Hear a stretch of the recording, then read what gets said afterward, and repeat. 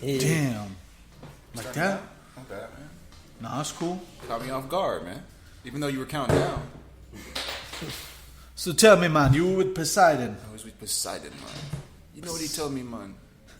Rusta, the real monster. What's that gonna be? Poseidon himself, man. We have a big spike of people from Jamaica listening in every time you do that. The reggae community loves. First off, they're huge fans of Greek mythology. So when you start talking about Poseidon, they just lose their shit. What part of Jamaica you from? Right by the beach. Right near the beach. Right by the beach. Right near the beach. Yeah, real talk. Cool Runnings was like awful. It was great awful though. I don't know. There's this new thing. It's been it's kind of a problem. Watching awful movies is really fun. The first and last good movie of Dougie Doug.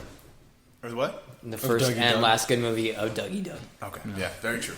If only, my dream, my dream 90s film is if they somehow meshed Home Alone with Brink and... Wait, which one was Brink? Brink was this old-ass Disney movie. It was about these rollerbladers. Oh my god! It had Zach from Power Rangers. You know how rare that VHS is? The Brink Disney movie. It's like worth a lot of money. Wow. So then we gotta hunt it down, watch it, laugh at its awfulness. So wait, so you said Home Alone, Brink. Yeah, that was the between Soul Home Alone, Skater. Brink, Wasn't that they had the Soul Skaters in Brink? Carrie. He's a Soul Skater. Two. The Mighty Ducks. The Mighty Ducks. All right. The Mighty Ducks. It already exists. It's classic, though. It already exists. You haven't seen the Mighty Ducks? He's like, what's that? I kind of, I want the Rugrats movie mixed with heavyweights, and just a tinge of The Exorcist. I'm looking for something like that. Fuck it. Mixed with Exorcist. You know what I mean? Anything like that? Hold on. I can see that. Or the Angelica, she'll be the Miss Peregrine's School of Gifted Children. There we go. All right, so I need the Magic School Bus and Monsters Ball. Wait, Halle Berry? Yeah. Oh shit! Is Miss Frizzle? Now I know. Make it work. I just want to go to Hollywood one day, just give them all these mashups and see if they can make some shit. Wait, is it Magic School Bus and Monsters Ball? Monsters Inc. and Monsters Ball mixed together? Monsters Inc. Monsters Inc. Ball? But Monster Inc.'s Ball. No, Monsters Inc. Fear and Loathing in Las Vegas. Fear and Loathing is all... Dude, that's just an easy cop-out drug film.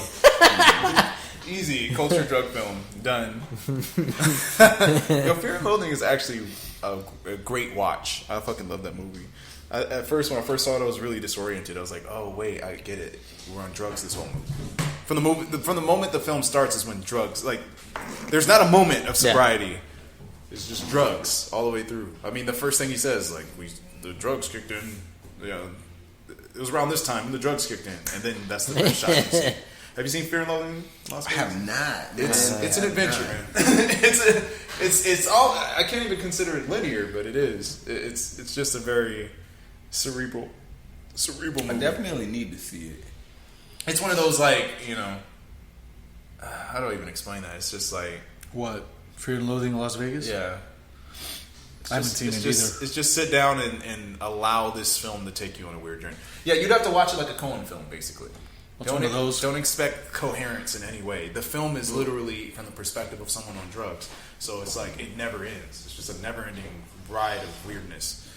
But it's Johnny Depp killing it. Yeah, we'll be ready right now. Let me just share this on MySpace, Photo Bucket.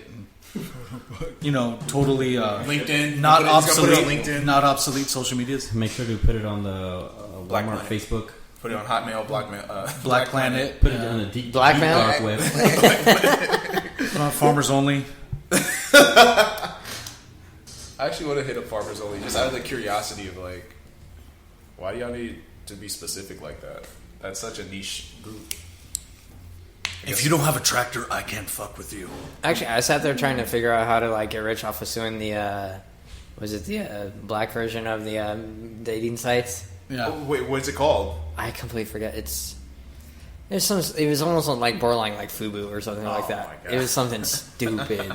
Lines of food. Hold on. Let's Google this shit. Foo is for us, fuck us. For us, fuck us. Foo-foo.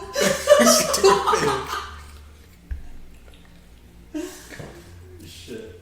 Oh shit, man. Let me know when you guys are ready. That way we can go and get this started.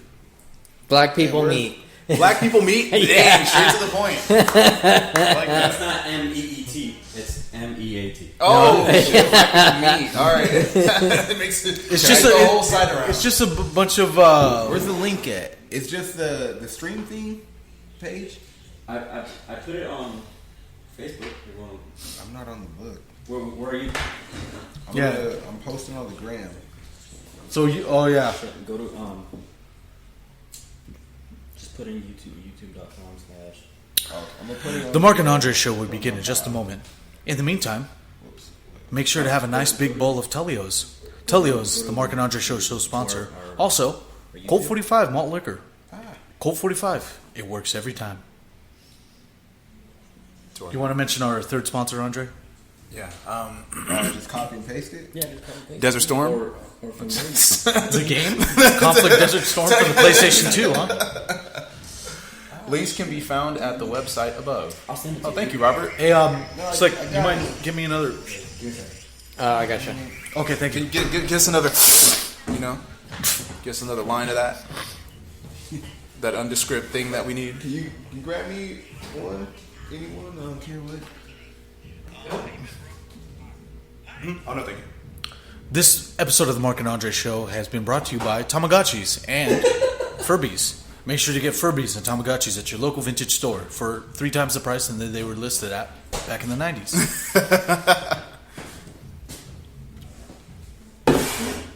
Tonight's Mark and Andre show has also been brought to you by Zima. Oh, my bad. If ever you're back in 1994 via time travel manipulation, make sure you grab a nice ice cold Zima. Available in one flavor, not Sprite.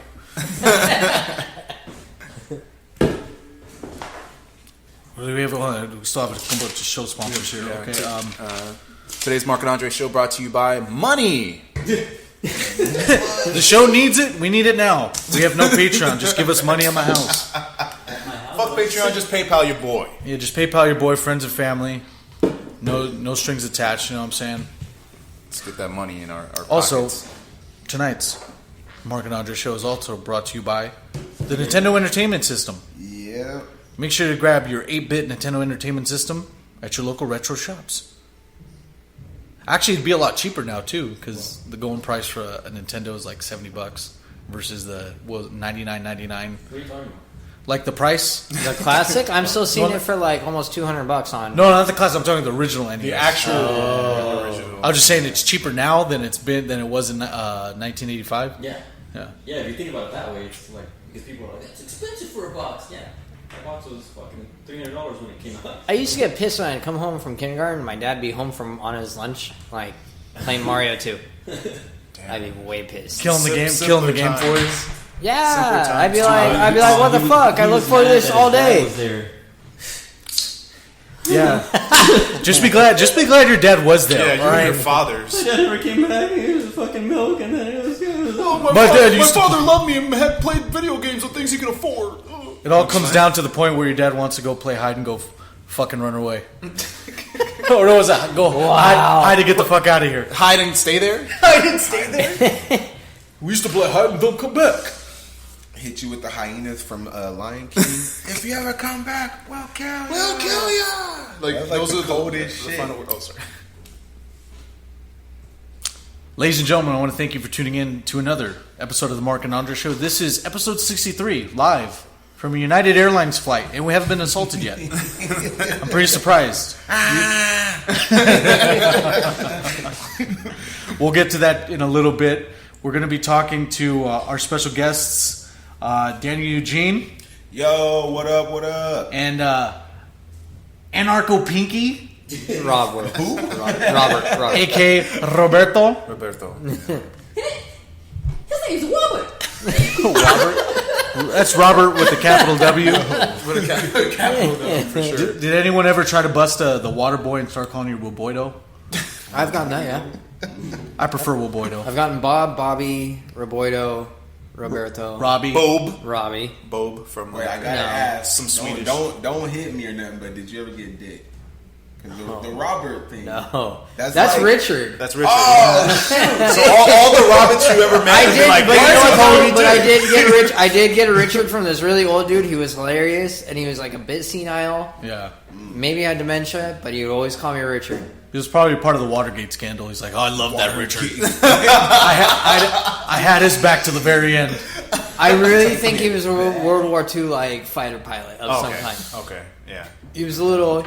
Oh yeah. You know how it is, man. Yeah. You guys already know. If you know World War II brings it back, right? Bringing it back. Yeah, especially to our audience here. Yeah, of course. Remember Our those World War times. II vets and survivors, man. Shout out to you guys. Bring it back. Bring it back. We got to bring it back. After the interview with Daniel, we're going to be talking about the now viral incident with the United Airlines. Guy who actually had to get escorted out because a couple of employees had to make that very same flight. So a guy that actually paid his ticket had to leave at the expense of an employee trying to get in. The other thing we're going to be talking about is Desert Storm 3, also known to us as the war in the Middle East 2, which might be coming up. I found a few suspicious things about that. We're going to be talking about that later. How long has it been since we've actually talked about politics? It's been we were on a good stretch. Yeah, Now we have to. We've gone over a month, maybe, just about. So we could tap back into that stuff. Get right back into it. Try to have as much fun as possible and not make this shit a snore fest. You know what I mean? Daniel, I want you to go ahead and introduce yourself to the audience here. What up out there, YouTube world audience? Daniel Eugene. Some of you may know, you may not know, you probably don't know. I don't care if you know or not. You could have known at one point. You could have known at one point. Your mom probably knows. Your mom probably knows. No. Exclusively. I don't know. I don't know. Don't send me the hate. I rap. I make music. Performing artist. Recording artist. I edit videos on YouTube or on Instagram. There we go. All types of cool little shit, stuff like that. And yeah, now I'm up here on the show, the Mark and Andrew show. That's right. Yeah, we're about to have some fun. I feel like I'm gonna say a lot of dumb stuff. That's what you're. Don't worry. There's All no right, judgment. make sure to add a W to the Mark and Andre show just to fulfill the continuity of him saying the Mark and Andre show. Right, we can keep it going from there. Oh yeah! I thought you had it written down on your hand, man. You gotta make sure the ink doesn't run down on your hand. Make it look like it's a little kid that like wrote it on there. It was like a little X with like a scribbly W. Right. It's like rappers. He wrote Andre with Mark, and it was Andre with Mark. I got it. It's like At the end of the show, he's like, "Yeah, it was a good time here on the Milk and Auntie show. Had a good time here. You guys are The Mork and Mindy show. the Mork and Mindy show." Daniel, the first question I have to ask, and this was the one I ask all the artists, The Mac and interview, Andy. and Motherfucker's still going. The return of the next 20 minutes will be dedicated to fake names for the show. so Daniel, how did you get started making music? The Crepes of Wrath. damn, man, that question is crazy because I've been rapping for a while. Like I'm kind of like a dinosaur, low key, but like not a lot of people like really though. Like not a lot of people really know, but like I've been rapping since like I'm gonna just say like 10 years, really. But in terms of being out like in the public, I haven't been in the public for that long. Okay. So like I actually like. I don't know. I started off. It's kind of a lame ass story. I started off writing poetry, and For real, man. shout out to. I actually kind of hate poetry now too. So like, it's kind of funny though. It's kind of funny. Like I don't want to hear like spoken word anymore or anything like that. I'm over it. Fuck Henry David Thoreau. Fuck Robert Frost. So from the story that you're telling us, it doesn't sound that whack, man. It sounds like archaeologists, dusted off your dinosaur bones, and then you just started rapping. Yeah. You started rapping. I mean, and with an intense hate for poetry. You know, you really. I mean, not like that. I'm not like a poetry hater. Like I hate poetry. The poetry assassin. I don't know. I used to go to a bunch of open mics and all of that. Shout out to Mike and Dim Lights, Pomona. That's like an OG open mic for the area. I used to be up there every weekend back in the day, probably like 2007, 2008, 2009, stuff like that. I was always up there. That's almost 10 years ago. It's almost 10 years That ago. doesn't constitute the phrase like, back in the day. Yeah, That's not it too really far does. off. Hey, truth be told, we Mark and Andre, the guys from the show, actually went You to. almost said Andrew. You actually went to Dim Lights and open mic Dim Lights. It's That was a beautiful. whole. That's the spot. That's where the heads were at. That was a cool little little spot. spot, yeah. Like best kept. Like that was a spot for sure. You realize you gotta do your next album called La Brea, and then when you La Brea, and then when you do the show, you Do gotta live- wear the inflatable dinosaur costume and rap in that. Rapping the tar pits because he's a why? fucking dinosaur. The tar La Brea? The tar pits.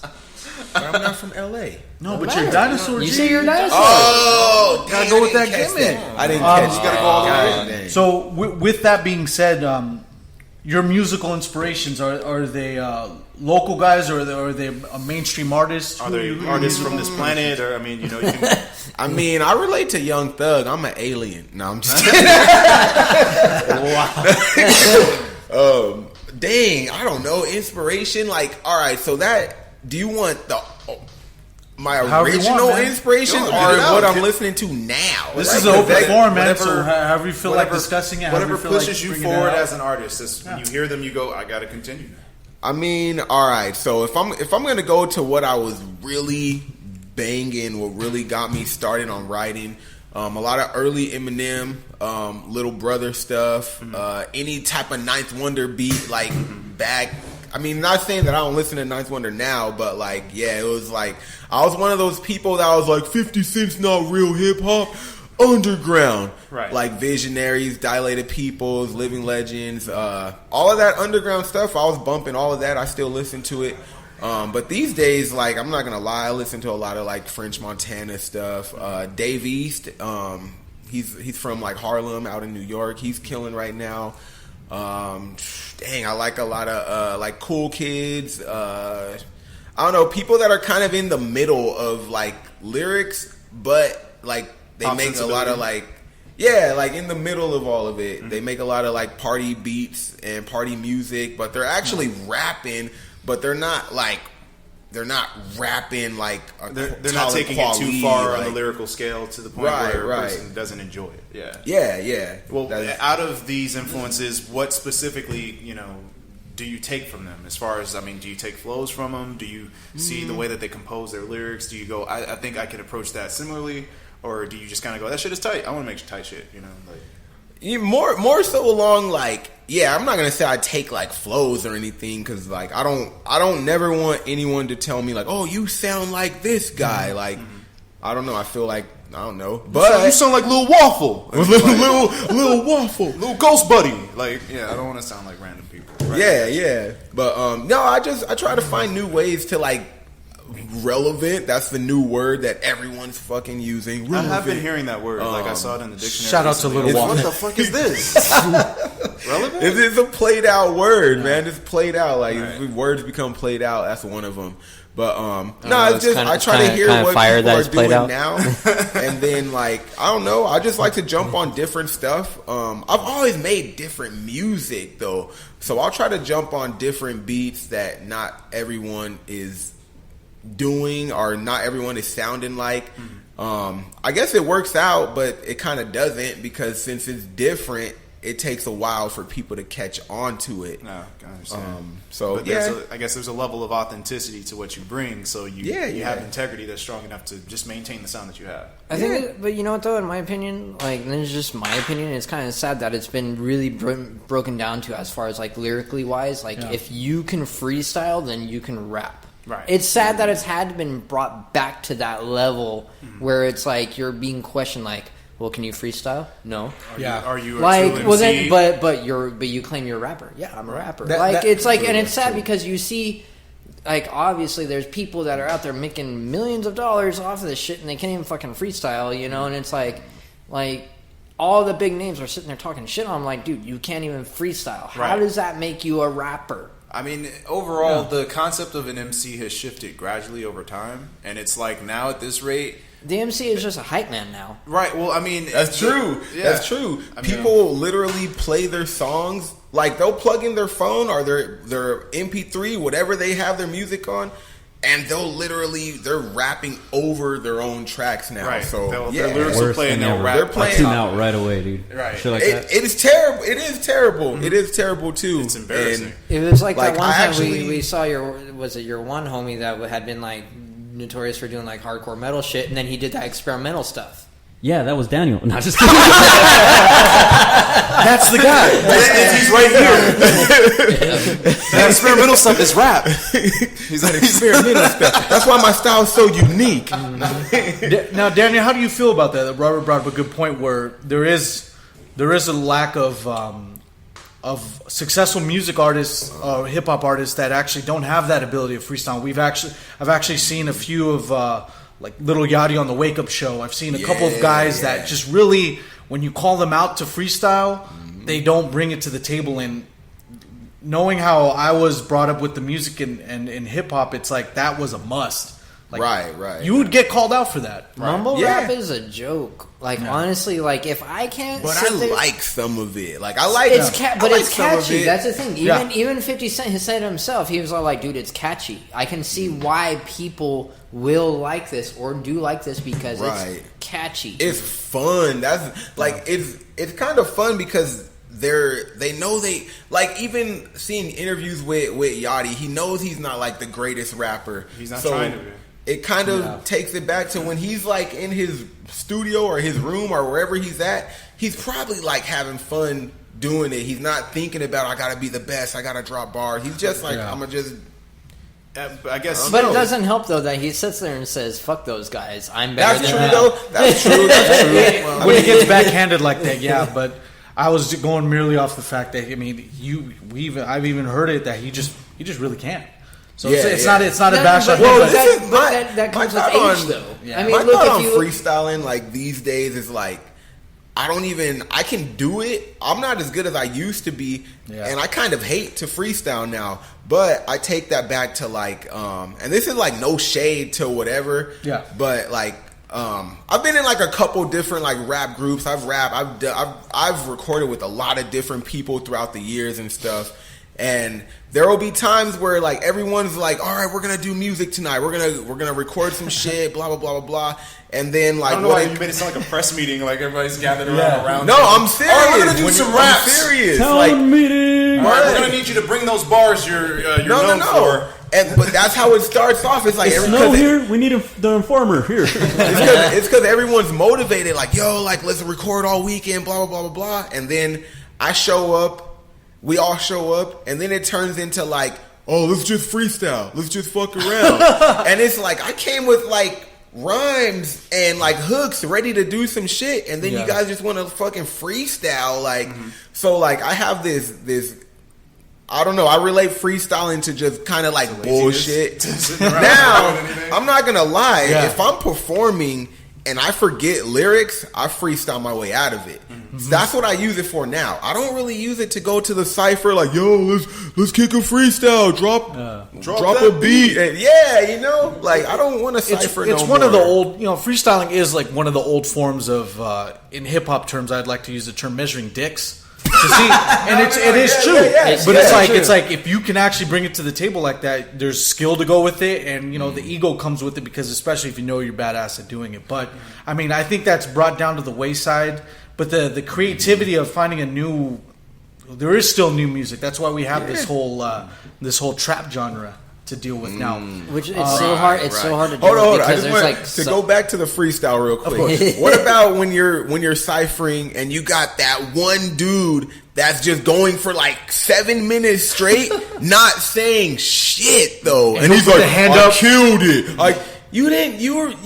Dude, you were just You didn't saying do rhymes that were anything, you like, were Just literally random words that rhyme, right? Yeah. No, It's there's no like- stopping me. Probably I'm an anomaly, and I got my mom to sleep. Like, what are you talking about? I was actually able to put my mom to sleep. Like, what kind of random shit, and then they think they're bars. That's another reason why I kind of hate freestyling, because there's always someone that's like, yeah, dude.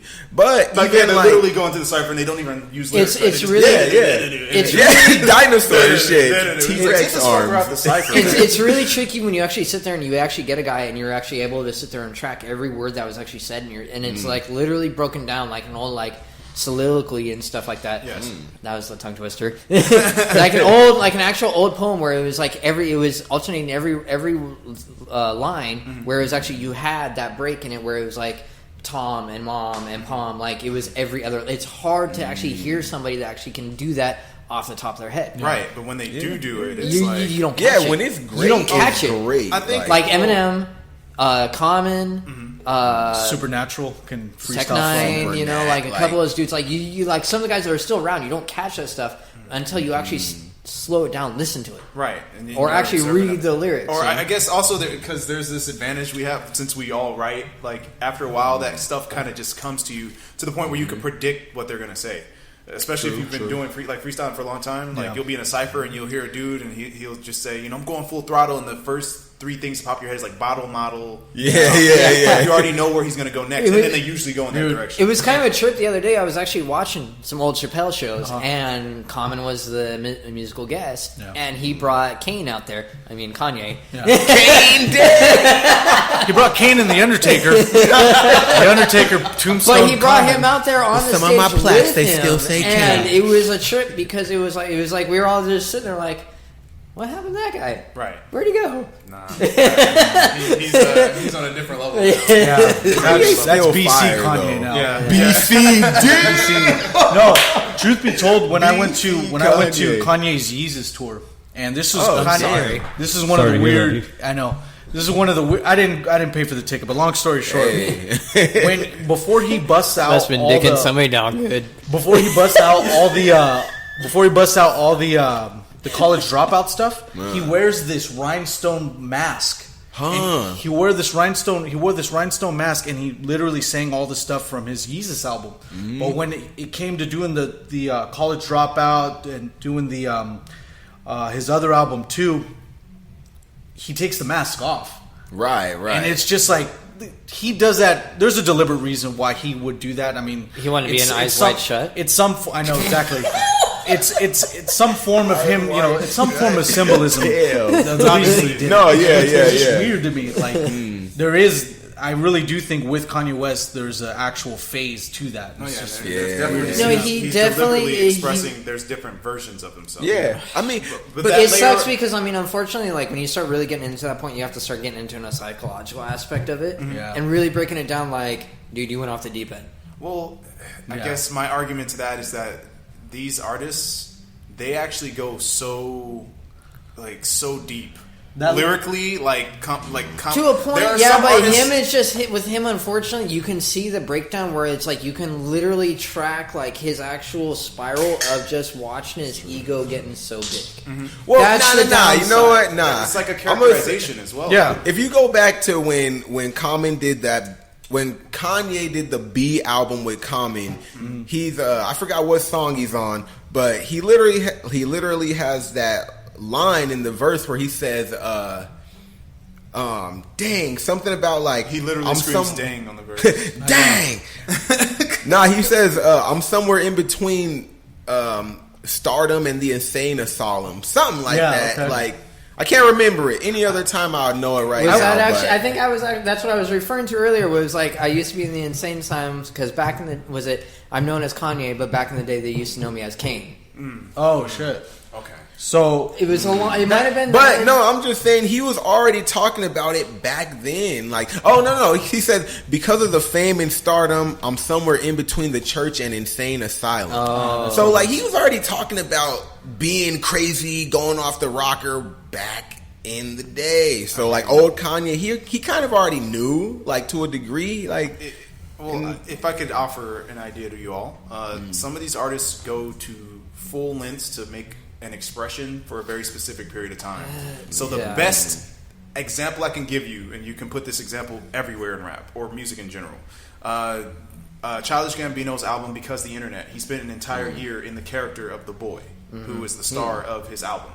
So all his interviews, he's wearing the exact same outfit on purpose. He wrote a script to the album. He made a movie directed towards the album, and then he did a bunch of music videos that are connected to the album. And he stayed in that character for a full year straight. He was not Donald Glover. Well, or if you want to go off of that, he's really jocking off of Kanye because Kanye did the same thing. That's what I'm saying. I'm gonna go back. You got to give props to RZA because he had the whole Bobby Digital shit like way back, like like he was. I mean, if anything, just Wu-Tang in general, they all had like multifaceted like personalities and everything. Yeah. And I guess what I was trying to get at is that these characters that they create can extend beyond music. Yeah. Well, yeah. To expand the emphasis on that identity that they formed. Didn't Puff Daddy go back to Puff Daddy? Like he was Puff Daddy. No, it was Puffy or Daddy. That's going to be Puffy or Daddy. That's going to be part of He's Puff just Pops. Daddy now. It's Puff Pops, and he has a cereal coming soon. 50 years from now, it's like, okay, let's turn to the P. Diddy side of Sean Combs. No, it's gonna be. No, he was Puffzilla for a while. No, Puffzilla. When he did the Godzilla song, "Come With Me." No, it's gonna be tonight. Tonight's radio show is gonna be with Sean P. Combs. Hey, do you think it's some Illuminati shit that Jay-Z and Puff Daddy's names are both Sean? Absolutely not. No, I'm just kidding. That's that new Jaden Smith. Jaden Smith's like, oh shit, Right. like some enlightening ass bullshit that he thinks. No, you want to know some enlightening shit? Is like Will Smith is getting old and looking like fucking Uncle Phil. That's actually impressive to me. Man.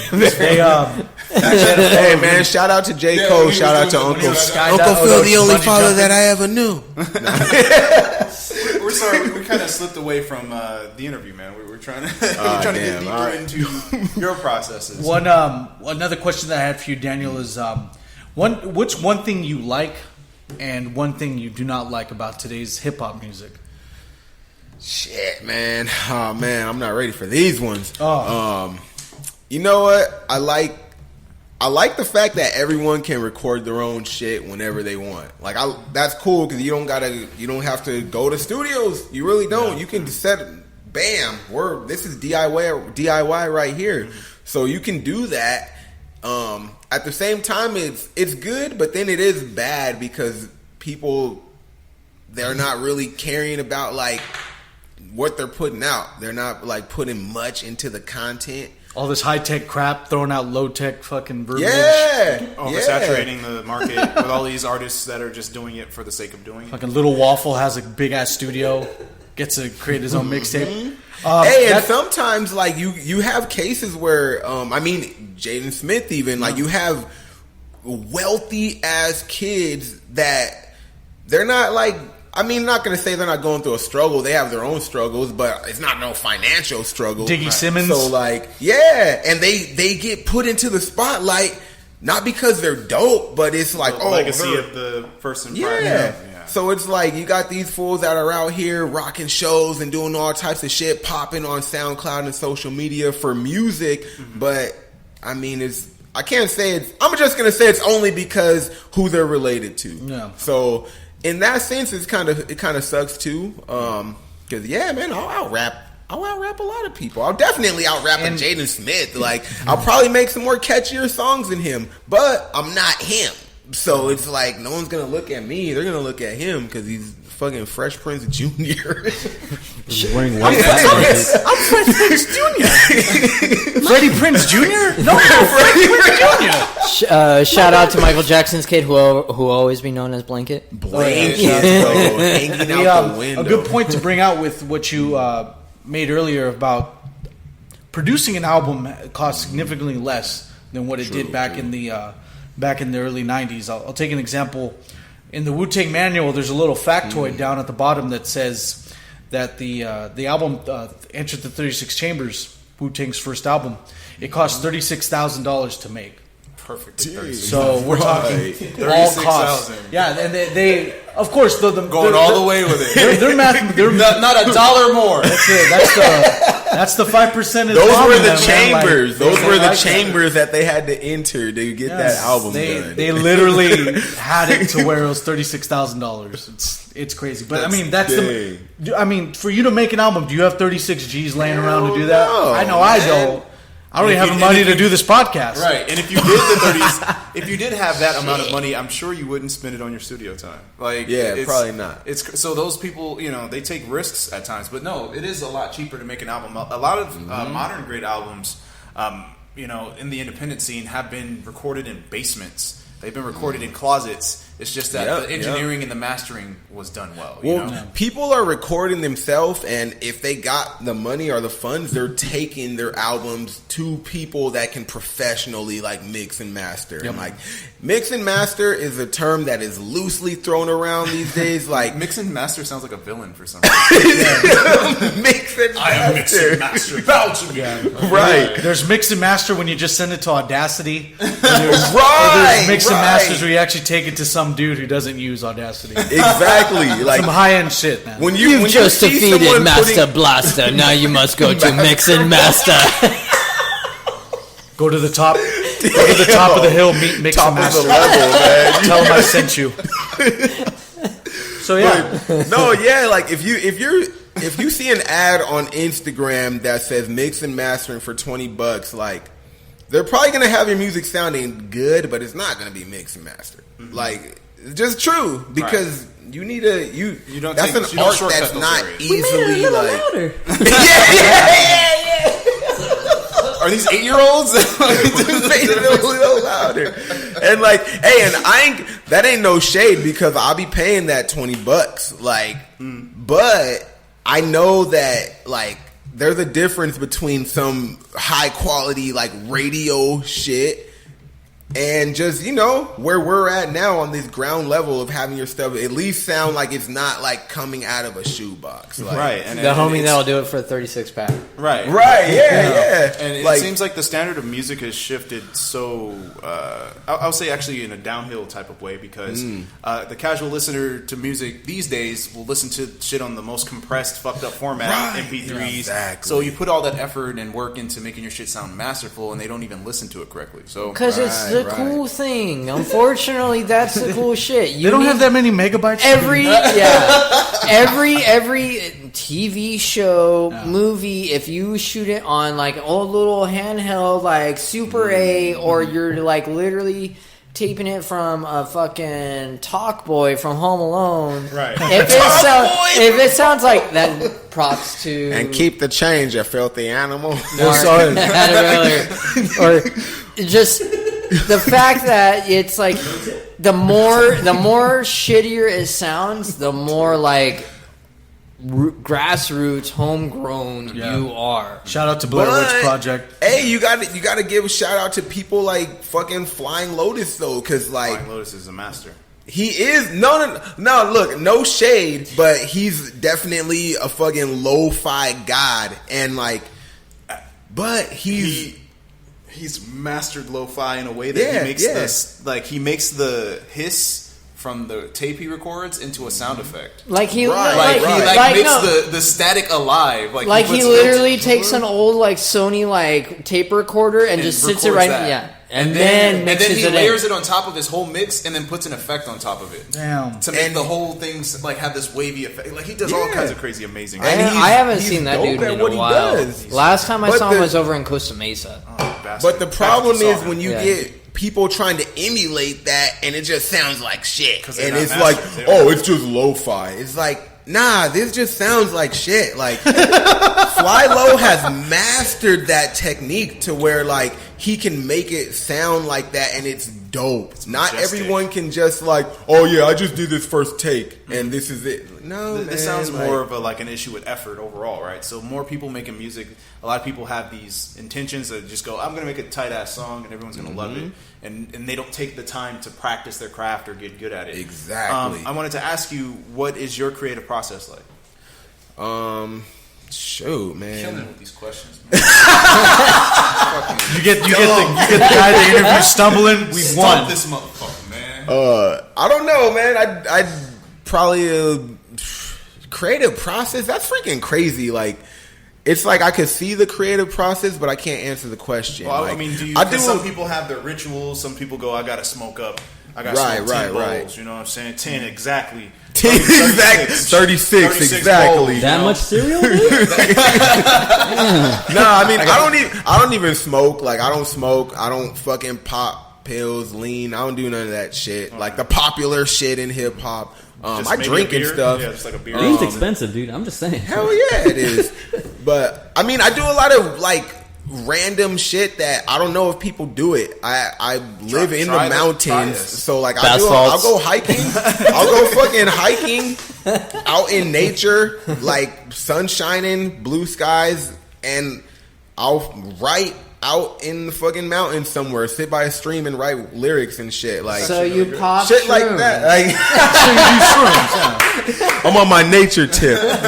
He's all like, "Hey man, you told us we were gonna be out here smoking weed grass." No, I have wheat grass shakes. Grass, man. Try some, dude. I got a ginger shot straight from the Jamba. Fresh dirt. Piece of dirt. I have scoops of dirt for us. Put it over ice cream. No, I This just isn't do. brownies. This is fucking dirt.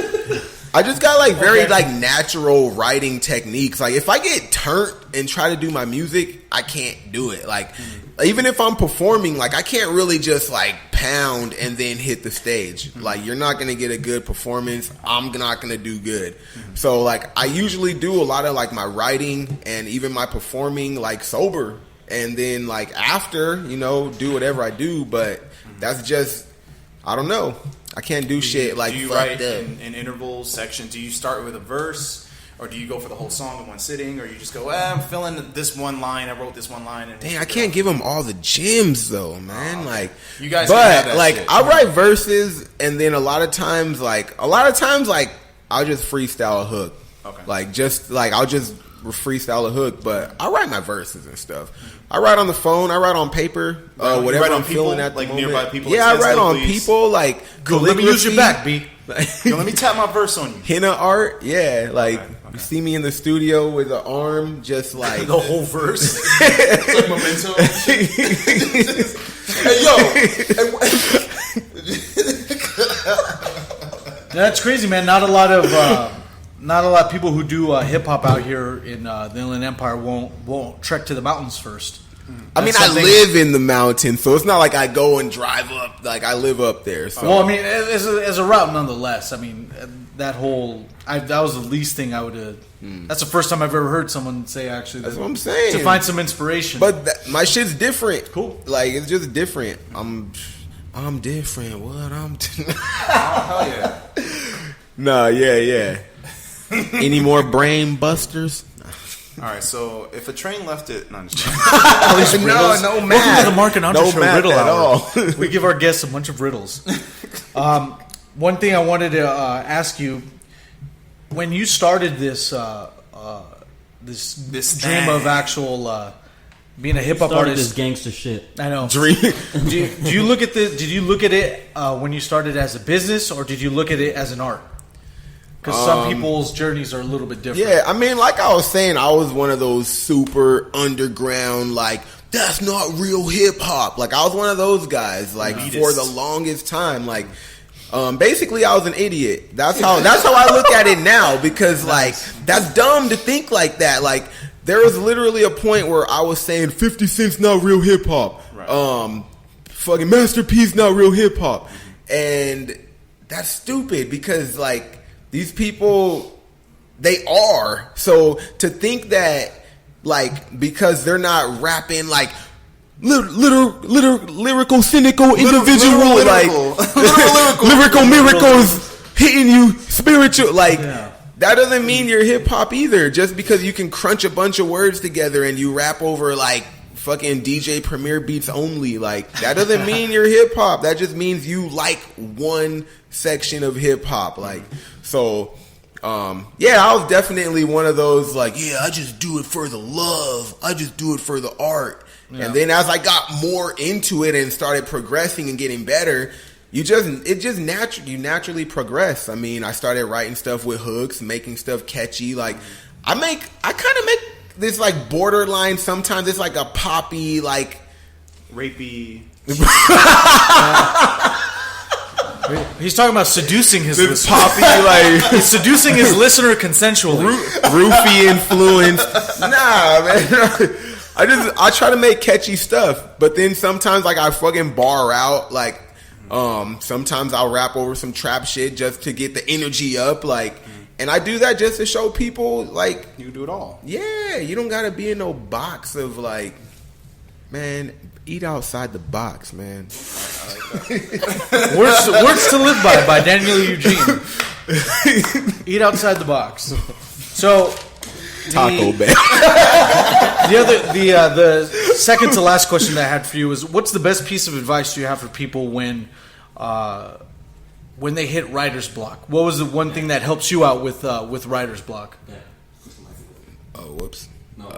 Oh, wait. Thank you. Shout out to SoundLad for helping us out.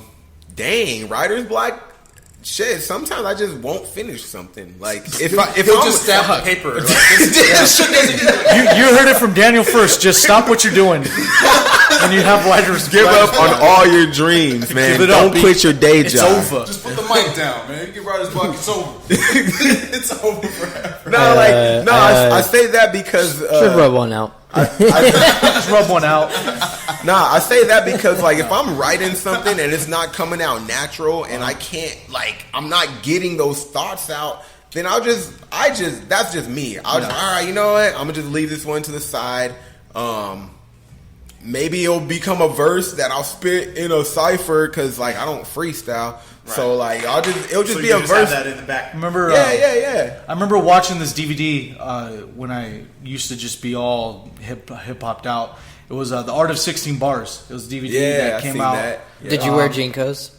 No, I didn't. I wore lead pipes. I had a little bit of class. I'm just kidding. Maybe if you were like a raver back in the day. KRS-One said something that stood with me every time, and it goes for the creative process in general, that when someone wants to is preparing to eat, they'll anticipate it, they'll imagine it, and the body prepares for it.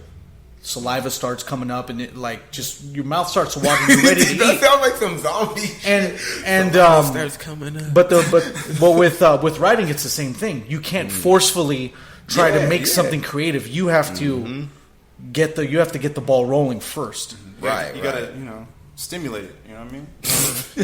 Stimulate it. gotta stimulate Dang, that the It just can't happen like all of a sudden. Right. Basically. No, it's true though. Yeah. It's true. I agree, and that's why sometimes I won't finish writing something. Like, and then there'll be times you'll write something, and then like, oh shit, like I actually want to record this. I want to like put this out. I want people to hear it. It's just a different feeling. Sometimes you feel it. Sometimes you don't. Sometimes you'll feel like I'll write some shit that's really dope, but in the back of my head, I know that no one will care for it. So it's like this will just be something that I'll just rap just for myself. Right. Like you had. I remember you were telling me you had a verse about Rice Krispies, right? Yeah, man. And Rice it was just Krispies. your love for Rice Snap, Krispies. crackle, pop. No. Snap, crackle, pop. Especially can I No joke. I'd listen to that, dude. I like bullshit, dude. in the milk. I get home. I get into in the bowl. Then I I get home or I get out of work. I put some bullshit on in my car. My brain's turned off. Dude. Oh, okay. So it's just like you're shut down. Yeah, dude. I don't. In the morning I might some good shit to fucking pump me up, but later on I'm just like, After give me you- some you- snap you crackle and use pop. your mind give me all some, day, you just give me some wanna- little waffle, dude. I'm okay. Little waffle. Shout out to Little Waffle. Little Waffle. And his partner, Little Ego. Little waffle, straight out of Belgium. South Central Belgium. South Central Belgium. The last question I have for you, Daniel, is: there's any upcoming projects? Any social media plugs that you want to promote here on the Mark and Andre Show for us? I mean, I'm definitely recording. I'm always recording. I record a lot of music. I kind of have like a project in mind, but I don't have anything like concrete. But I got music. I I just started getting back into performing, like. So I'm not gonna say like, yeah, I got the next project is coming summer 17. Nah, but I do have a lot of music that's just in the vault. I'm trying to figure out what to do with it. I'm at that stage where like I'm like just letting friends hear it. Like, yo, listen to this song I did, blah blah blah blah. At gunpoint, he's like, sit the fuck down. yeah. Listen to this shit and tell me if you like it. It's like that scene in Don't Be a Menace where he's like, I told you I'd get the number. Oh yeah. So you heard it first here on the Mark and Andre Show. Daniel Eugene has detox. He just doesn't want to bring it out to everyone. Just doesn't want to share it with the people. He stole it from Watch Dr. out Dre. for detox. Rewrote it. Your social medias, if you want to promote that. No. But yeah, I do got music. I got a lot of songs. Shit, I'm trying to figure out what to do with it, man. In terms of like, what else am I doing out here? I don't know. I'm just floating around. Like, I don't really hit like the scene too much. A physical apparition. I don't know, man. It's too many politics. And I'm not part of the politics. What do you mean by that? Hold on, you gotta go into that, man. I think we Fuck the internet. No, I'm just kidding. Oh, you heard it here first. You know what? No, like it is. It's politics. too many Everyone will buddy buddies, tell you, or like, are we too many buddy buddies? this is how I see it right now. I feel like the whole scene is pretty much like homies only. Like, do the homie like that.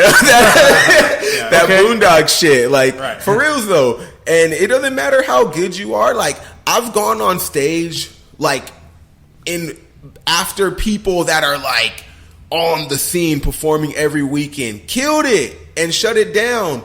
And I'm not there next week. Like, I might get a show 6 months or something, but like, it just is what it is. I'm not like buddy with all the promoters and with all the people that are really running shit. And there are people that are running shit. Like, the Inland Empire is really dope for just having a scene. I think that's hard to do. That's hard to do in general. Yeah, like it's growing, and I think, in my opinion, in terms of having an underground hip hop scene, I think it really rivals even Los Angeles. Even like, you could perform every weekend out here, anywhere from Riverside to Pomona, if you really pursue it and you really want to. Every day of the week, exactly. Almost. But Almost. see, that's the shit part about like running the shit in the IE is like.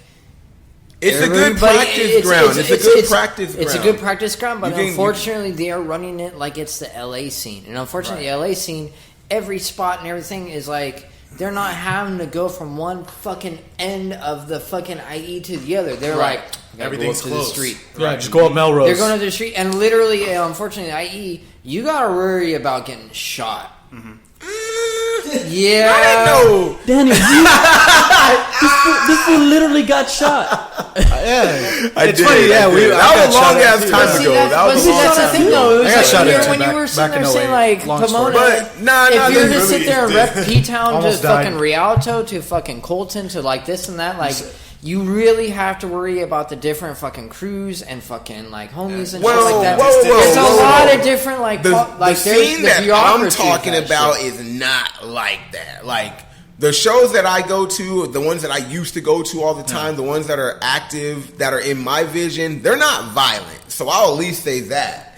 I mean, shit, there's always some other shit going on. There's a ton of other hip hop that's out here. Hip hop is a very wide spectrum. If you want to do some street shit, then yeah, you might have to worry about going to clubs, doing shows, and getting shot at. But the stuff that I surround myself around, it's not like that. Yeah, he doesn't go to the venues that shoot at you. I remember for the longest time, But like one hip-hop of the is prominent hip-hop. spots that were like going for a bit was the Crazy Horse over in Covina. Oh, fuck. Okay. Like, that was a sketch spot, though. Right. Like, you'd go there, you'd walk in, there'd be like 10 people, and you're like, It's the scene from Terminator 2. Like, did this just get?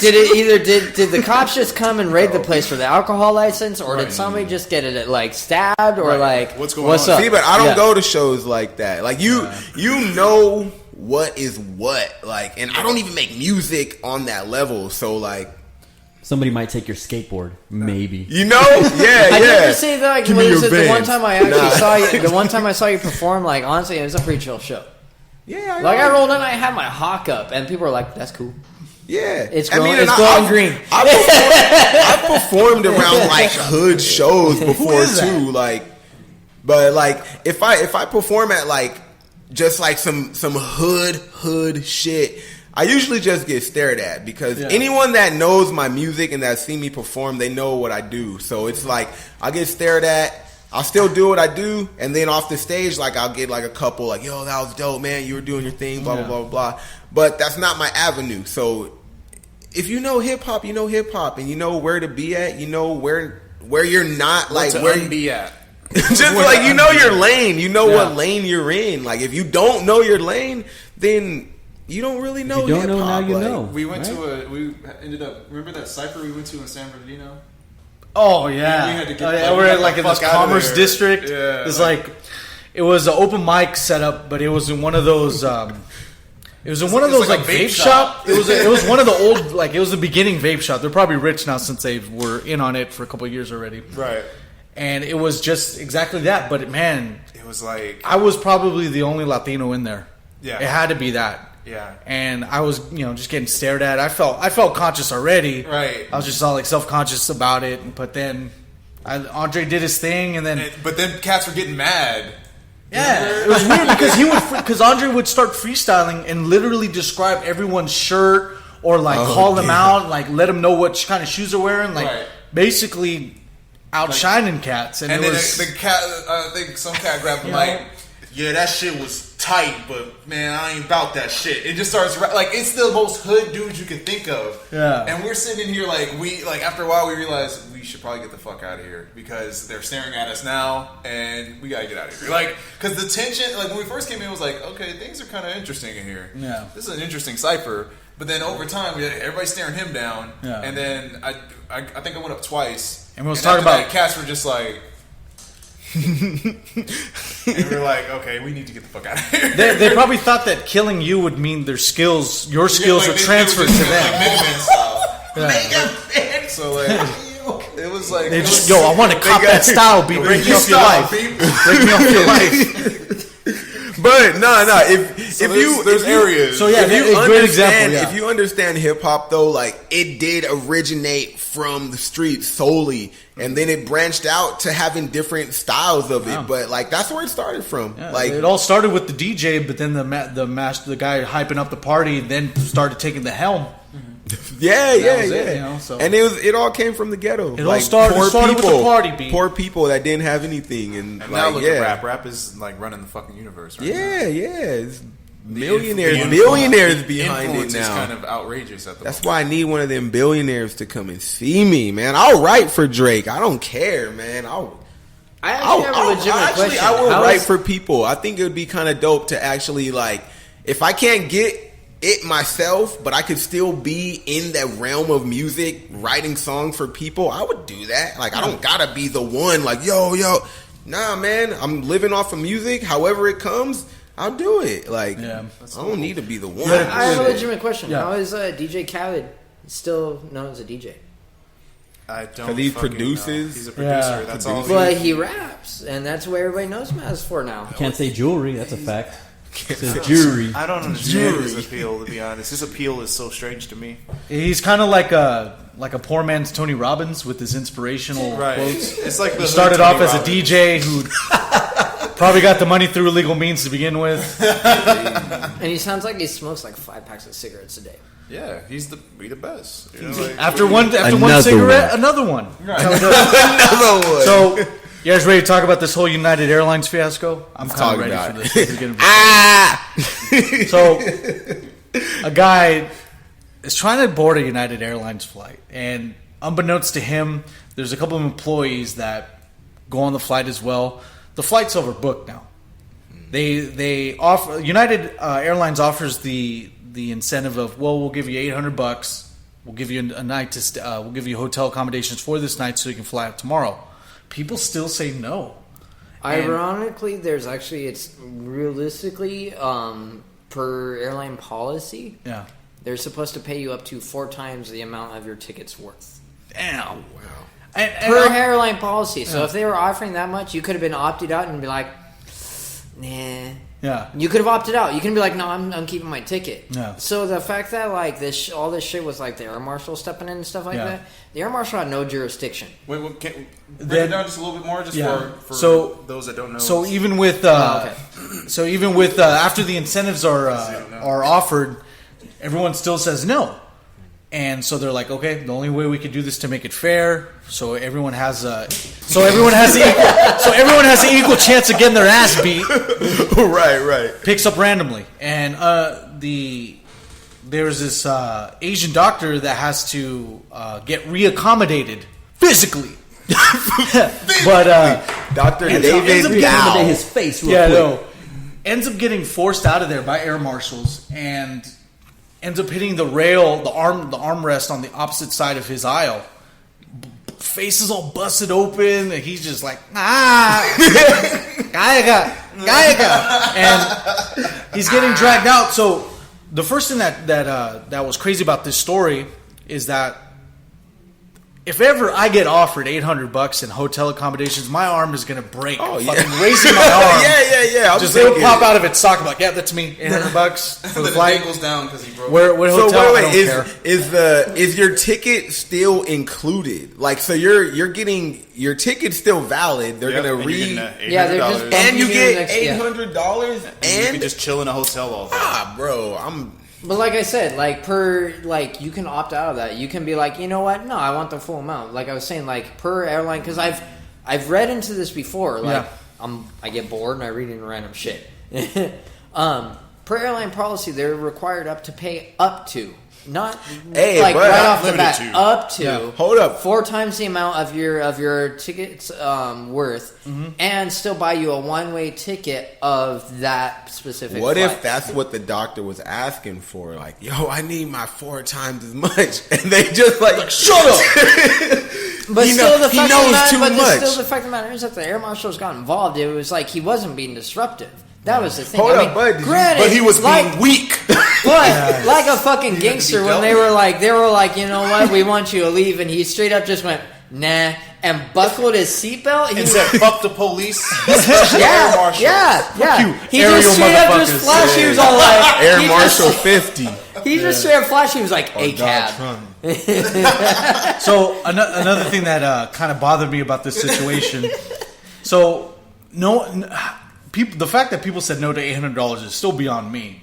But then they ended up doing a smear campaign on the guy. So you end up finding out that he's got his license revoked in a different state because he's offered the proposition of, if you do sexual favors for me, I'll write a prescription out for you. That shit was in the past. Why you bring up this shit to like essentially Right. it's them trying to discredit him. Like, but at this point, this dude is gonna sue the shit out of him. He's already suing them because, granted, it was like a real thing that happened, but it is supposed to still be like. If you were to pull up, like, you have to not only request public records to pull up that shit, but the fact that they had somebody go and do like, that's like, that is, like, what does getting ass have to do with getting fucking? But yeah, that's the thing. I mean, like they went out of their all this extra stuff that has nothing to do with his, like, that is I'm not a legal professional, but slander, shit. Slander. We brought you as a lawyer. The one guy who has fucking buttholes for ears. So wait. So are we like? What are we discussing? Just like, I think it's, I don't know. I mean, I guess stupid on. I would definitely have taken the money, but at the same time, but the airline was in the wrong. Yeah. I just think it's kind of funny, like, to be honest, because it's not like they didn't. I think he got off easy. He's on an airplane and he's defined to get off an airplane. Like, that could have gone wrong for any number of people. Maybe a darker complexion than him. Oh, it would have been. It would have been far more interesting. Yeah. You could have left the. Imagine if he had like a head wrap or something. Like, if he was Middle Eastern, they would have like. You had so many people overreacting during the entire. Hey, never. But you know, I'm just gonna take it there because I don't care. If you watch the video, he had the people. He had fuck it. He had dreads. Is that no. I'm saying he had a white lady that I was like, no. what are you doing? So he was already winning from that. Like, He was already ahead. let's be real. Let's be real. I He mean, had the pop. If you really think about it, like you're Asian and you're doctor, you won the minority like lottery ticket. Right And there. you have a white lady that's He's like, about to that's shut too down much shop. He's gonna force. make You know, millions off this lawsuit and shut down his shop. he already pretty has much the support of like the. The universe. He's Everybody. Other Martians are pulling in and shit. He's getting his license back in that state he was revoked. The other point that I want to bring up too is that now United is now just gone viral. Now I don't know how the stocks are doing, but this is just bad publicity. The saying goes sometimes that any publicity is good publicity, but in this case, there's memes of like scenes from Airplane where dudes are getting their ass beat, and it's like a guy in an airline outfit, so they're like, "Oh, it's United." United jokes. So expect comedians to using United fucking jokes for a couple months. Here's the thing: a lot of newscasters are pointing out is that United has never, in one way or another, sat there and said we are going to fix this in the right way. They have just said we are going to address this. They didn't say we're going to do this in the positive. Like they're more or less just like fucking it all up. Like, airlines are in the tube as is. Like, they are in the shitter swirling around. Because, I mean, they are in the verge over the next 5-10 years of getting shut down because you have all this fucking hyperlink stuff going on, which could potentially put them out of business. Going to, was it LA to San Fran in 30 minutes? Yep. Oh, that's going to be great. Vegas? LA to Vegas in 45. Yeah, that's fucking awesome, dude. So potentially the like airlines are like they're freaking out right now. They are, but in this case, in regards to United themselves, first of all, the media is already they're going to perpetuate any type of negativity that they can. Well, they're already in the shitstorm as is because was the start of 2017 they stopped doing the frequent flyer miles. Right. Then pretty much now you get bonus points. Stop doing the freaking bonus points. I'm not gonna lie, I don't really care too much about it. I think people are making a big deal out of something that was not really anything. That was the fun. point. Because I think it's hilarious. That's Like how you- they're showing people get dragged out. Dead weight, just dead weight. Yeah. Leave me alone. To you, His shirt is all pulled up. You see his fucking belly just flopping. Yeah. Just like his high school tattoo. this and shit's shit, funny. It's Comedy. It's comedy. Ironically, too, It was a reality you, TV me, show. anybody in this room, anybody that is like more or less like borderline like lower class living and shit like that. No, I mean I'm gonna be He's real. right, yeah, he's I'm not- gonna be he's real. not far to off. anybody in this like on that line and stuff like that, we don't give a shit. We're like frequent flyer miles. It's funny. Yeah. But it's just funny. anybody else that actually has to travel for a living and stuff like that, those frequent flyer miles actually supplement a lot of money that they don't get paid for. right. Yep. Because the amount of time they spend traveling. They don't get overtime, they don't get any of that shit. Those frequent flyer miles actually make a huge difference. They're like, well, I didn't get overtime for fucking flying this shit, but I got tickets to take my entire family like to fucking San Francisco. Right. You know, because I mean, those guys do put in like 80, 90 hours a week. Right. So You know. having that taken away is already a bad That's a step. huge, Yeah. Now, what makes this so bad is that this event was just a small, isolated incident. That if this was in the '90s, nobody would give a fuck or nothing. Nobody give a fuck, but right now, It would because be, it would there's- be word of mouth. They would only have like news crews outside showing footage of the plane, and then having witness account. And, right? and unfortunately, right now, I mean, I don't remember where this took place. Chicago. It was Chicago to Okay. Illinois. It doesn't help that or- it like stuff like this that are happening St. in Louis, racially Chicago, charged areas like California, Chicago, New York, Texas, where you're having these racially charged cities and stuff like that, or major epicenters of like different cultures and stuff. With this happening, it's just like making things even worse. And this could be a situation that could be easily cleaned up by like a good PR move where like you say, "Oh, we're sorry that this happened," and then the guy gets accommodated so much that like, well, United's clean of this situation. Nope, that's the point I wanted to make. Yeah, And We unfortunately, fucked that up. So, that is where it's getting to the next point, where unfortunately a lot of this shit is really stemming back to the systemic problem that we have now as far as society is baby boomers versus millennials. Because baby boomers have this like still have these old ways of looking at shit where it's like, I don't give a care. I don't give a fuck. They really don't. They're like, they make their money now, and they live fat. Right. Whereas they are not looking to the future. They're not looking at things that could potentially affect things 5, 10, 15 years down the line. Right. They're just looking at like, well, I ain't gonna do shit next year, so fuck it. Right. Yeah, they're on that pension money, man. That's like that's the last, that's the last of a dying breed, man. There's no pensions going to come after baby boomers. But your point you were going to make, Andre? Oh shit. Wait, I got it. Yeah. So when it comes down to what happened, this event was actually pretty small.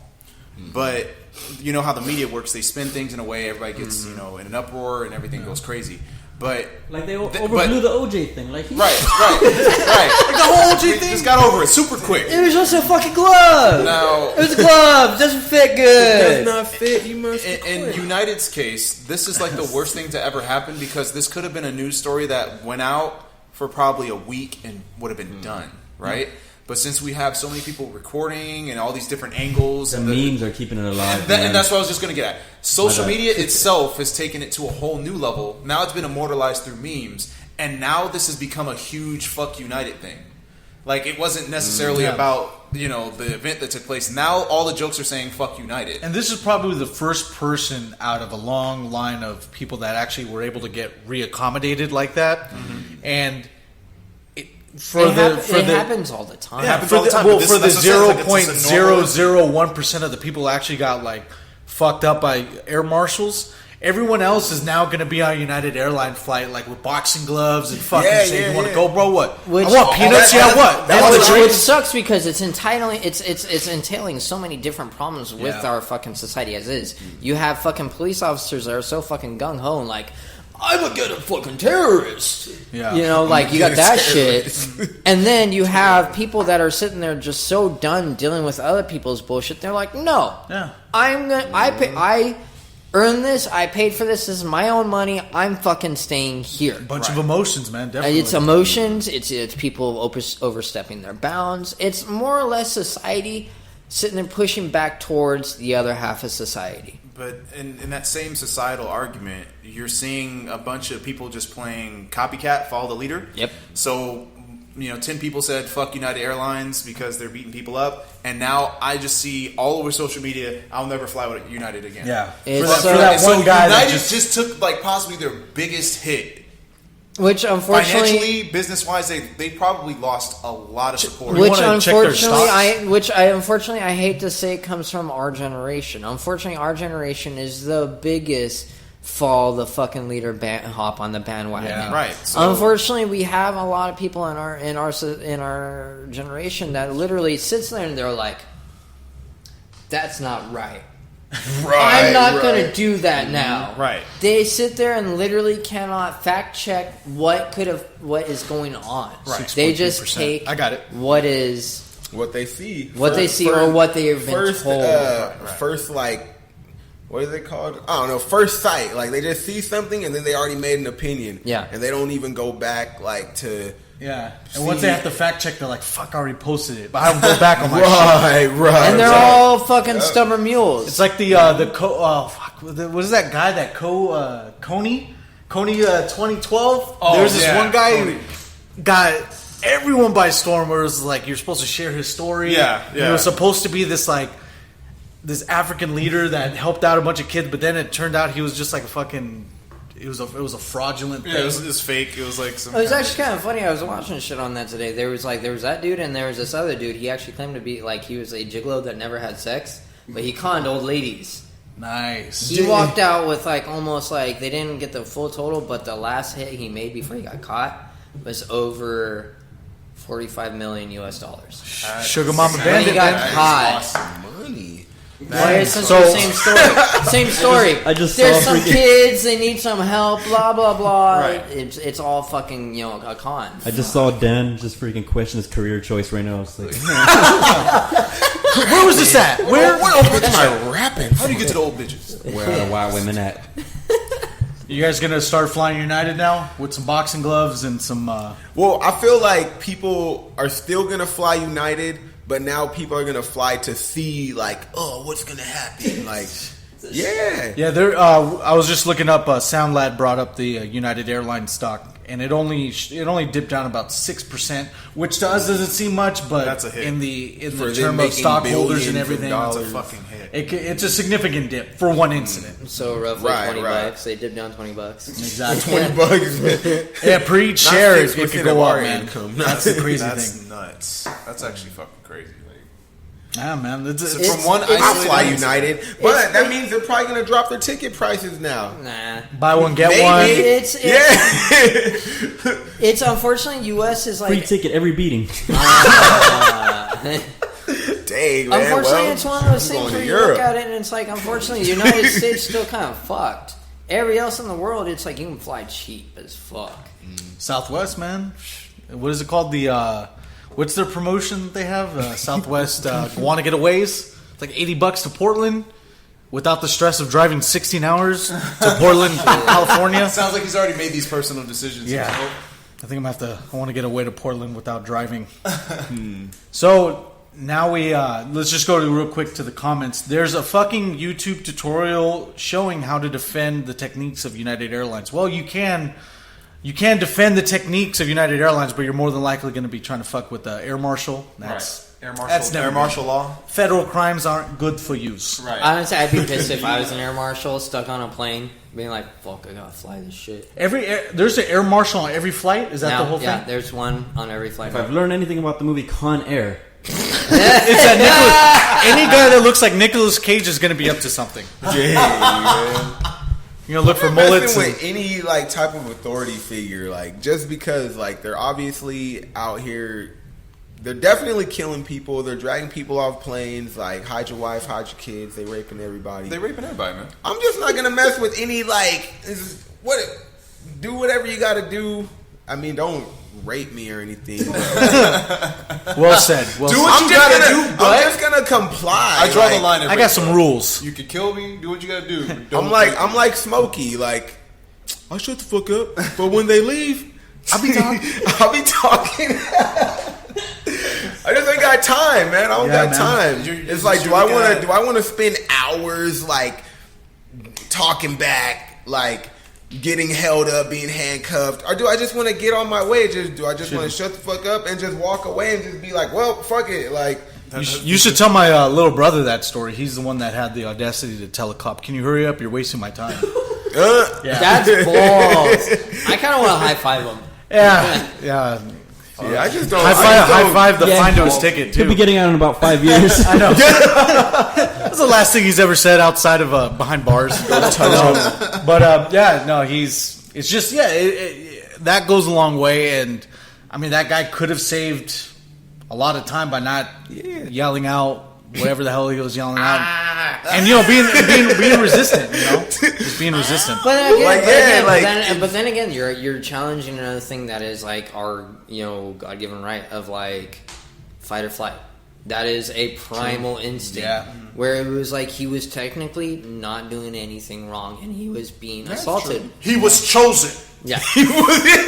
He was chosen by the United Gods. I mean, but what was their algorithm? Like, we need that guy to leave. Like, they're probably thinking, like, fuck, They why do chose we by have to pick weakness, and I think him? he winced in fear, and they were like, "Get him, get that bitch off the plane." Who orders the most Five drinks? powerful people. He's our new leader that's going to lead us in the Hunger Games. I want to thank you guys for tuning in to another great episode of the Mark and Andre Show. For those that need to tune in a little earlier, we had an interview with Daniel Eugene. We were also talking about United Airlines. So actually, we're here live on a United Airlines flight, ready to see some hands tax-free. It's kind of bumpy. It's a rough ride. Yeah, it's a lot of smooth ride. We're here in first class doing in every airline there's a podcast room that they accommodate everyone doing podcasts. So With wood floors. it's after first class. It's premier first class level. We're kicking it with the pilots, right. Kicking it with the pilots. Flight Club. Flight club. We got our Air Force Ones on. We got it going on. The Mile High Club. Oh, the Mile High Club too. We're here with Billy Idol on the Mile High Club. Yeah, So, you Mile guys High. ready for Desert Storm 3 or the War in the God. Middle East 2? We dropped. You mean the shit that's real still going right on? now. Come on now. We It's dropped- still going on. Anybody that thought this shit was going to end when, like, fucking, was it Orange Face took office? Orange face. Like if they honestly thought like the orange space, the orange space, and the orange space. Oh, the almighty If they orange really face. thought this, like honestly, it's like I hate being political, but it's like come on, if you're gonna be kidding yourself, like this is gonna stop. He's gonna totally make it. Come on. That's why our budget goes. That we spend the most money on war. It's $2 trillion we spend on war, and we it just might go up. I think he probably increased that because he's cutting all the schools out. All right, yeah, we spend that much, but our actual annual budget is like $687 billion. So it would be safe to say that we are in the war business. We We are are in the war business. we are number one. We are. Can we just Okay, USA. Yeah. The call fucking Tony Starks now, man. the Great Stark Industries. So as of yesterday or sometime this last week, the U.S. dropped this new ordinance where it is a non-nuclear weapon, but can still take out an entire city. It's Well, didn't they drop the mother of all bombs? Like, That's was what I'm in talking about. It's the Afghanistan most- ocean? Or was it in the ocean, or was it on their? It was on a mountain area region. with like ISIS bunkers and all that, but it's the largest non-nuclear bomb ever dropped. Yeah. So basically, not Hiroshima. yeah. Right. It's just the second place guy, the so silver close. medal. It's so close. That's incredible to see that we're actually still going to that kind of warfare. It's essentially Right. he was sitting there like that bomb was dropping like I don't have plutonium. Right. Yeah, he's off scot-free just because it's not made of nuclear ingredients. Yeah. I don't like that. What was idea, the purpose behind the bombing? I'm really behind. It's it. the I don't- ISIS. It's the hidden enemy. It's the They were guys who've just- been hiding in the alright, hills. you know Wait, how so many what is people that? actually Wait, died? Like, did we do something Yeah. in Syria too? I don't know what's going we on. launched missiles at them. Okay, so we shot at Syria. Syria is a huge thing that's still going on, and people are still protesting off of that. Not much we can really do at this point. It happened. Have you seen the videos? It's of, sad. like- It's really I don't fucking know. sad. Have you seen the videos of like the suspected chemical attack that they're doing on their people? Yeah. That's right. But Like, acid That shit looks crazy. acid attacks have been going on for like 15, 20 years now. Yeah. It's But literally boils down. It's just hydrochloric acid. Right. They literally just like either it's a slow process or they just dump it on their faces, like walk by like ah. Yeah, my granny used that shit for cooking. She put that shit in a brown bag, made some great fried chicken. Oh, you just need more hydrochloric acid, honey. Unfortunately, the Middle East has a lot of money and it's really fucked up. Right. And it's only for primarily the first class. I mean, even in for those that don't know, like in Dubai, you could go in Dubai and it looks luxurious, but dude, the actual employees could be indentured servants.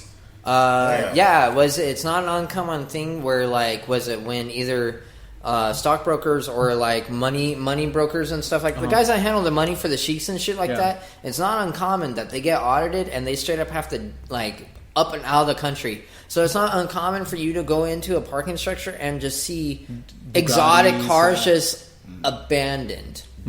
Because it's illegal for you to actually have an outstanding debt in the Middle East. So it's like a couple laws like that where if you can be punished, actually probably to the point of death. And that's why at car parking lots and airports you'll see Ferraris covered in dust, Porsches, because dudes just fucking jet. They have to get out of the country, otherwise if they find out the outstanding debt's there, they're stuck. It just sounds like a bunch of fucking Troy McClures out there. I know, it's a bunch of oil daddies that they got to balance. The point that I want to bring Don't up, look in and- this and trash can. It's confidential evidence. that's a gold trash can, man. These guys are rich out here. Well, shoot, Syria didn't come and attack us for like poison water and Flint. Like, Right. what are we doing over there? Like, Right. And we spent more money fucking dealing with this shit than we could have spent on Flint. Ironically, good. ironically, over in over with the whole Dakota access thing. Yeah. The governor of Dakota has had to petition to get a loan from the banks to cover the cost of just running the state because he blew the entire budget on hiring police agencies to come and do that. That is the dumbest. And all American intelligence at its finest. Motherfucking dumb, yo. Why would they do that? I don't know, man. This country. I just feel that This business is. The This idea- country is a business, and this the business is idea that we ever are ever going to leave the Middle East is Oh, yeah. Not in my lifetime. Can't let this bitch go. Like we haven't left, and we're there. The politically correct term would be there. We're here to bring democracy to Islamic nations. When They don't need all that in reality, it's like we Give should them just some Get out of democracy. their But there's- business. There's just an underlying issue that we have to find out why we're there. Besides my cop out is oil, but it's just a matter of like I don't think we're able to transport all that oil here. Right.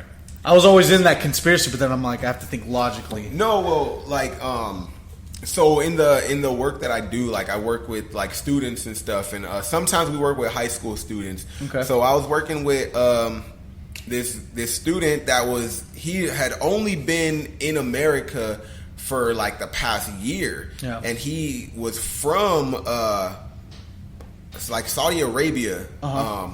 Hold up, all right. So I don't sound ignorant. That's where Saddam was, right? Saudi Arabia, Iraq. All right. Excuse me. Internet world, don't freaking slay me.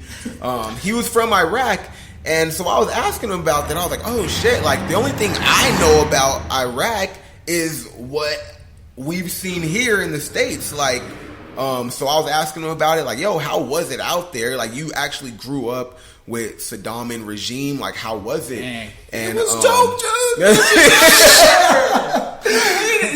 Dude, Sadie, Nah, cool, but man. he said like he did say it was crazy to a degree. Like he was good and bad for the country. Like he was saying that he actually had the country in order. Like there was control. There was a lot of stuff that he did that the people weren't behind, but there was like order that was in the country. And after the states went out there and did whatever we did, Shit went to chaos. that shit is just pure anarchy. And he's basically saying like, yeah, the reason why it's so crazy is the people that have money out there, they're the ones that are controlling everything. So there's like just militias that are out there, and that's just how it runs. And that's basically why he's in the States now. Like You'd be surprised. There's actual pictures of before Sharia law actually came back into the Middle East. That's when you have to have your lady covered up.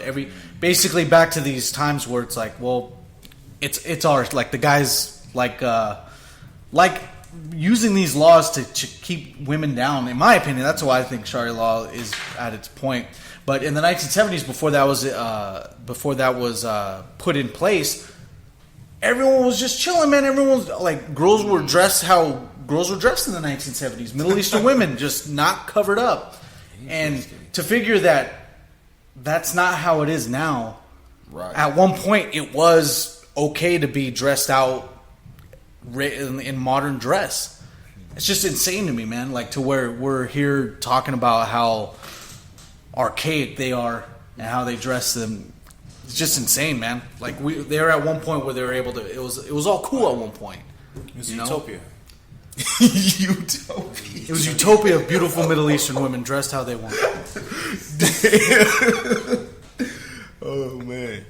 I don't ever think we're gonna leave the Middle East in our lifetime. I don't We'll never think stop. it's gonna be one of those. We'll never stop having a I conflict. think it's our Vietnam to worry about. Right, but it's like it's a conflict we'll never stop having.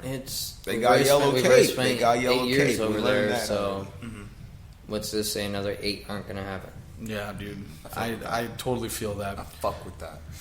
You know what I'm saying? I just hope that there's reason that there'd be a reason for like after this presidential regime to leave, that we're able to. I don't know. I just feel like right now with with Donald Trump as president, I feel uneasy, and it's not because of like, oh, I don't trust the guy. I can give 2 fucks what happens with him or with him as president, but it's like I just feel uneasy because it's just. It's who knows what can He's a happen. wild card. Actually, ironically, all right. There's a lot of It's stuff ironic that's that you like- say that because a lot of other countries don't like that because Obama was literally just sucking their ass. Yeah. Now Tastefully. Trump's sitting there like, why? He's literally asking like, why are we bound down to them? Like they're shit. Like they are literally shit. They treat their people shit. They don't provide anything to the common world. No. Like they do not provide anything. Like why are we bowing down to them? Like I was just watching a thing that North Korea is afraid of how things are going between relations between us and them, and it's like, and they're like tensions between us and Trump, and people are like, dude, you're a shithole. You treat your entire country like shit. You have no internet. You have like no your own internet. kind of internet. And it's like, and it's sad because isn't that their own like decision to that's make, their own though? decision, Like, and it's sad because it's like for once in like the last 10 years, like the U.S. and China are sitting there like, okay, like we're cool, yeah, we're cool, Yeah. we're cool. China's still cool. Yeah, like for once in a while, the two countries are sitting there like, we're cool, like don't trip, it's cool. You know, like there's an uneasy like peace between the two. Like it's there, and North Korea's like that one drunk friend that's like gonna fight everybody, and everybody else is Who wants sitting to there, go? yeah, and everybody else sitting there like, nah, dude, don't, and that's China. China's sitting there like, nah, dude, don't worry about it, it's cool, and then like, just constantly, hey, yeah, it's cool, like, it's cool. yeah, like don't trip. But Korea's sitting there like, no, fuck this fool. Like he said something about me. He said, no, fuck He doesn't that guy. like- You know who that is, man? Chill out. Yeah, That's fucking funny America. because like I got a friend like I doubt he's even watching this, but if you are like. Fuck you. I actually had a friend that he got choked in downtown Pomona because he was like the drunk friend, and I was like, chill, and then, fuck. All right, so he was acting way North Korea. I'm just gonna tell the story. He was way North Korea. So like we're I don't even remember the spot, but like we were already kind of just out there for like an hour or so. So like already drinking and stuff. He was already drunk, and we're at the door to this place. Like, I already showed the ID, so I'm good to get in, and I'm just waiting, like, what's taking him so long? So I look back, and I see him talking to the bouncer. I can't hear what they're saying, but it just looks like it's cool. Like, there's no hostility or anything. And then next thing I know, he looks this way, and he says something, and then when he looks back at the bouncer, he just gets a fucking throat, like, Fuck. just like, and he gets, like, the throat pushed back, like, 5 feet, just like, Was he electrocuted? He actually rose 5 Did he feet go up to against demonstrate. Raiden? I was gonna say it was like a So Raiden goes after his neck. it was a reverse scorpion. Instead of like get over here, it was like get away from me. Get the fuck out of here. And like and then he just exploded, just drunk anger after the just what the fuck. So I'm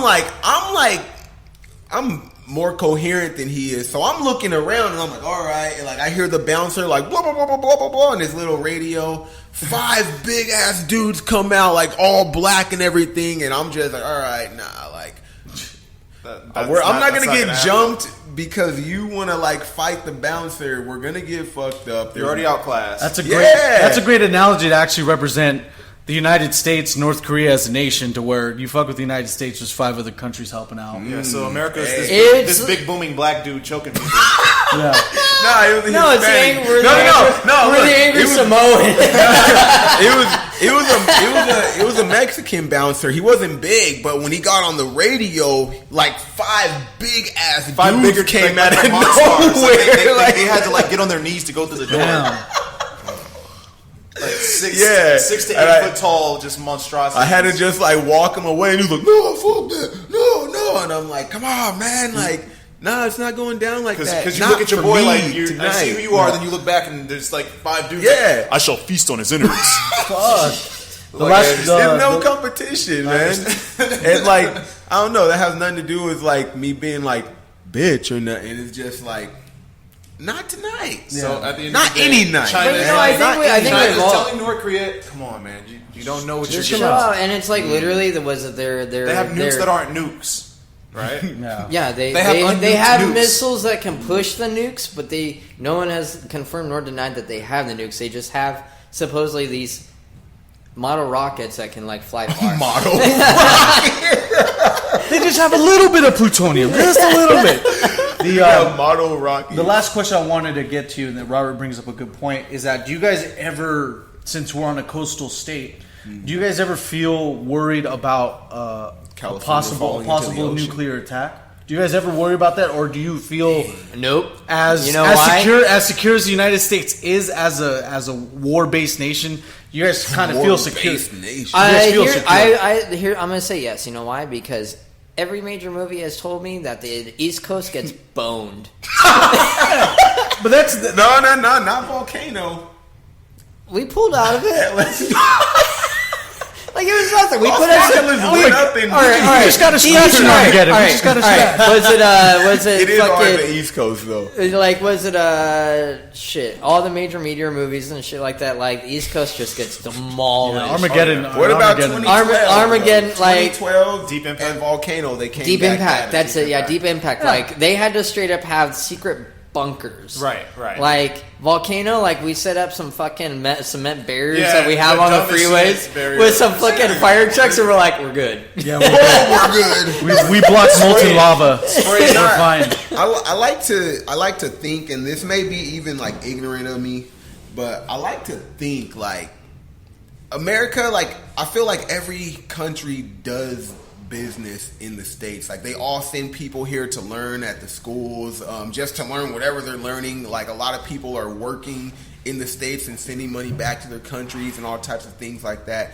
So I like to imagine like maybe it won't come to us because Like, everyone is investing. nobody's gonna like fuck with us. no. Just because everyone has something invested here, whether they're sending people to institutions, they're working out here, sending money back.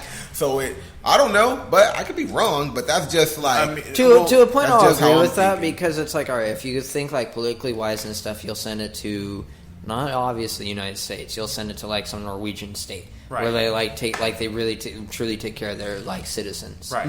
You know, bureaucracy wise, you know. But if it's going to be like capitalistic wise, they're straight up either going to go to China, Japan, or the United States, Right. For obvious reasons. Right. We may not have the best economy, but we got people here that know how to move fucking money. Right. And everyone out here has guns. Like that's what America's known for. For real. Like I met some dude from France like years back, and I was asking him like, "Yo, what do you think about like how do you see the States from the outside? Like being outside the country, from the stuff that you hear." And like I can't do a French accent, but I'll try. And he was like, I just think like America's very violent. And I was like, violent? What do you mean? It's like everybody has guns. Like it's very. And you're like, what the easy fuck you mean? What's that supposed to mean? Shh. They all see us as like fucking either like Texas or fucking a bunch of thugs. Like Right, that's really what it is. Either they see us fucking holding it sideways like Wall surfing because of health for California. I go all the way around. Holding Yeah. it sideways. Yeah. You guys are My always shit's upside surfing, down. shooting shit while you're surfing, and California guys are fucked up. it's either that or 10-gallon hats. yeah. Yeah. Yosemite Sam is a reference of what America's like. I kind of want to have a 10-gallon hat, some big ass fucking like FUBU pants, and Some a wife Heelys. beater, and like in the hat. So, Andre, I want to ask you. Same question goes to you, so we can close out this part of the segment here. Are you? Do you feel that? Are you in any danger of actual nuclear attack? Being on a coastal state. It just sounds funny. Look, man, they ain't gonna bomb your boy. They ain't gonna bomb your boy. They know where I'm at. Are you in any danger? They know where I'm at. They ain't gonna fuck with where I'm at. I want to thank you guys for tuning in to another great episode of the Mark and Andre Show. I want to thank my special guest, Robert. I want to thank Daniel Eugene for coming through, talking shop. We talked about the war. We talked about getting fucked up on United Airlines flight. We're ready to fight some dudes if they're trying to reaccommodate us. And we also talked about Desert Storm 3 or The War in the Middle East 2, whatever sequel you like. Directed by a different president. So, nonetheless, Andre, I want to leave the floor for you so you can close out with your shameless promotion. Oh yeah, shameless promotion. What's up, guys? So if you don't know by now, I'm a hip hop instructor, teacher, guy, thing, person, whatever the fuck you want to call it. If you guys are interested, you can check out my channel at youtube.com/Andre Gainer. That's youtube.com/ANDREGAINER. The channel is Lyricology 101. We just hit 51,000 subs, so if you guys are interested, we got I've got a J. Cole, Joey Badass, and Absol breakdown coming soon. If you guys don't know what the breakdowns are, basically I take a song and dissect it into a form of science where I break it down by the syllable, the meaning, how they wrote the line, why they wrote the line, how they flow, all those small nuances that most people don't notice. I dissect it with a very keen eye, and so far people like it. So if you guys want to check it out, check that out. If you guys really want to be amazed, if you don't believe in rap or if you think rap is some kind of goofy bullshit genre of music, check out my Lupe Fiasco mural breakdown. Like, that will show you something. You know, you will learn that poetry has been revolutionized through rap. So that's it. Shameless promotion. Thank you guys for tuning into the Mark and Andre Show. We'll see you next Friday. He's dissecting mine next. I hope they call you Mr. or Teacher instead of Daddy. That's how you end it. That's a good way to close it. Have that thought on people's minds. Just like, what? Oh, that's Daddy Andre. That's intrinsic. Oh, lordy. What? Oh, dear. I'm not going to let Jimmy go with that. Mine. What up, dude? What's up, dude?